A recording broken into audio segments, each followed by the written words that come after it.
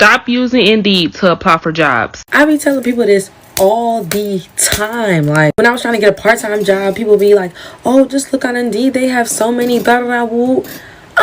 If you go on Indeed, there's literally so many scam job listings on there. It's nuts. Like, you apply for something and then next thing you know, people blowing up your phone left and right, people that you never even applied for. And I'm like, they just keep blowing you up. Like, they never seem to leave you alone. And even though LinkedIn is better, it still has some little scammy job listings out there. Like, I made a whole video on that. Like, everybody's always saying it's so easy to get a job, all these job postings, blah, blah, blah, woo, woo. It's easy to get a like warehouse job or job that's not paying for real. It's not easy to get a job where you're getting a good salary, especially in this economy with inflation. Like, come on, be serious. LinkedIn and Indeed suck for finding remote jobs, and we don't gatekeep here. So here are 9 websites that are better for finding remote jobs, and make sure you save this so that you can come back later. The first one is called workingnomads.com. Then we have dice.com, and check out wearedistributed.org. I know some people only want free options, but FlexJobs is always a good one. We also have remotesource.com. There's also remote.co. There's 4dayweek.io. We have purpose.jobs. And lastly, I messed up the name of this one in my last video, but it's called Power to Fly. I also have my own remote job board. And if you want the links to all of these job boards plus more, I wrote a whole blog post on 19 remote job boards that I recommend. So that will be linked in my bio. Job search is a game, and I am your coach, baby, and I'm going to show you how to play the game so you can land your dream job in 2025. First thing that I want you to focus on before you even start getting into ChatGPT and getting your resume is what job boards are you going to use that are going to get you those jobs. I got a few favorite and I'm going to show you them. The first one is going to be TrueUp. There's so many reasons why TrueUp is my favorite. I couldn't say it all in one video, but just to start off with a few. One, it takes you directly to the career site. There are no scams on here. It lets you know when their last layoff was. This got to be my favorite filter. You can filter for user-friendly ATSs, so you don't have to do any Workday applications no more. TrueUp does only cater to tech companies, which is unfortunate because there are obviously so many other companies that are hiring. So that is when I bring myself over to Hiring Cafe. Hiring Cafe has a bunch of different jobs from a bunch of different companies. Similar to TrueUp, it takes you directly to the career site, so you don't have to worry about scams. It has so many filters, and the reason why it has so many filters and it works so well is because they run every single job through AI. So this job, for example, it tells you how many years of experience, it tells you the salary, it tells you if it's hybrid, it tells you about the company, it tells you what tools that you're going to need to have experience with to be in this role. It's going to save you so much time because you're not even opening jobs that you don't qualify for or that you're not interested in. My third favorite is Built-in. Built-in also gets their jobs directly from the career site. It has a lot less jobs, but all the jobs on here are going to be high quality jobs. Similar to TrueUp and Hiring Cafe, as soon as you click apply, it sends you directly to the career site. I encourage you to do some research. There may be niche job boards that you need to be using for your specific skill set, but these job boards are the job boards that winners are going to be using in 2025 to land that dream job. This job market is way worse than you actually think. Like, if you're not actually in this market looking for a job, I truly don't think you know what it's like. Brutal. Like, people are like, oh, unemployment is low. There's so many jobs being posted every single day. And yes, there are so many jobs being posted every day, but like majority of those are just ghost jobs that don't really even exist. Companies will just post these jobs to post them, either for tax reasons or to gauge interest, but they have no intention of hiring. Like, I've been unemployed for 6 months and I have applied to so many jobs, and I've heard back only from a handful of those. Either I'm ghosted through the process or I just don't get the job. And it's like, when I do hear back and I'm interviewing, these interviews last for so many rounds. I'm talking like 5, 6, 7, including case studies and presentations for the case studies. Like, I've gone down to the final round so many times, and it always comes down to like me and a couple of other people or another person. And it's just so competitive out there. Like, I've invested months of my time in a company only to get rejected. It's such a frustrating process. Like, I have over 6 years of work experience and I have a degree, and it's just brutal out here. And when people say, oh, the market's not actually as bad as people are saying, like, no, you're clearly not looking for a job and you're not going through this process. I feel like I'm being gaslit by America. America is telling me that there's so many jobs abundant, and I've been applying for 2 years. I graduated 2 years ago with a degree in marketing, and I have not been able to find a job. Where are they? Like, if you have a job right now, how'd you get it?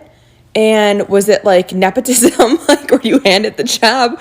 Like, I have no idea how people are getting jobs. Honest to God, I get ghosted by companies left and right. They say that the dating world right now is crazy with like ghosting. Hell no. Have you tried finding a job in 2025? You get ghosted left and right. I did a 2-part interview with a company that ended up ghosting me. I followed up with them 3 separate times to hear nothing back. No, like, hey, you could have worked on this, or like, no, you didn't get the job. Nothing.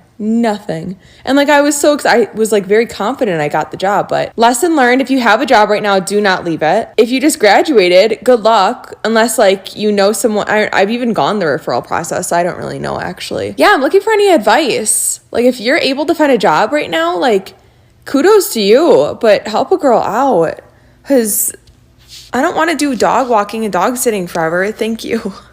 If you really wanted a job, you'll be putting Sears on there. Toys R Us, district manager. Who they gonna call? Okay. You calling to check the status of your application? Baby, no. You call me for an interview. I don't think everybody understands. People are still using this blind confidence method to get jobs to this day. Back when I was a manager, I learned this. The bigger the company, the worse the communication is between managers. And because of that, it makes it very susceptible for people to just walk in and say, oh, hey, you guys scheduled me for a job interview. And a lot of the managers will be like, I didn't do it, but they'll assume somebody else did. So they'll sit down and they'll literally quit his job the day before and then just walked into our place and said that he was working there, and we gave him the job. Now, again, it is not foolproof. However, sometimes blind confidence just works. I'm not gonna lie. If you're not getting interviews, it's because of your resume. If you're not getting job offers, it's because of the way you're interviewing. A lot of people aren't going to want to hear this, but there are factors that you are in control of when it comes to the job search. I'm going to tell you some controversial advice. You can sit here and buy all the resume templates you want. You can sit here and buy coachings and all of that. But until you apply it, nothing is going to change. I have helped 15 people get a job this year. But dozens, more than 15, have reached out to me. Pat, can you help me? I'm like, sure. Check deposit. Okay, let's talk. And guess what? Those people still don't have a job because they didn't apply the very basic advice, which is, and I'm going to save you money, networking and practicing your interview skills. You guys do not know, and me too, and it took time, know how to interview. When we meet, the first thing I'm going to ask you is tell me about yourself. We're going to do a little mock interview at the end. Exactly. And who am I? So you sitting here trying to get this 6-figure job and you can't even talk to a random Hispanic man asking you, tell me about yourself? Make that make sense. There are ways that you can make the job market work for you. Because I'm going to tell you a secret. The job market isn't going to work for you. You got to work for the job market. That's what I meant to say. So I try to help people, but those 15 people listen and now they're working. So it's something in the water. But a lot of y'all, and the biggest thing is this: mindset and the ego. You don't want to change. A lot of people don't want to change. They want to keep doing it their way. And their way hasn't been working, and it's not going to work. You got to figure out, how are you going to be different from the other 500 people that applied to that job? Because you ain't different, mama. You ain't that special. All y'all are qualified. So what are you going to do to stand out and sell yourself in the interview? And we can talk about it.